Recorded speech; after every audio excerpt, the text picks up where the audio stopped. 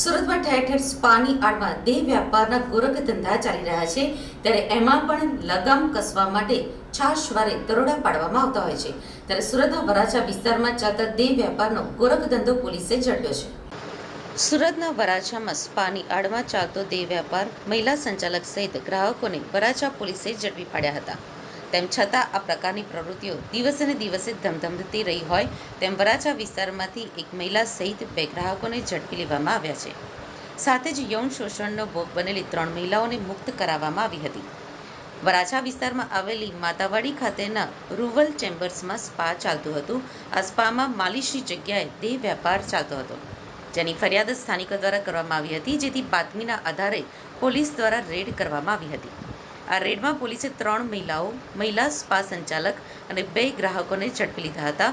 ત્યારબાદ કાયદેસરની કાર્યવાહી હાથ ધરી હતી.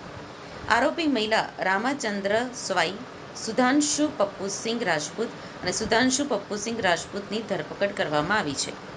પોલીસે યૌન શોષણનો ભોગ બનેલી 3 મહિલાને મુક્ત કરાવી હતી. ત્યારબાદ તેમને પોતાના જીવનમાં પરત ફરવા માટે કાઉન્સેલિંગ પણ કરવામાં આવ્યું હતું.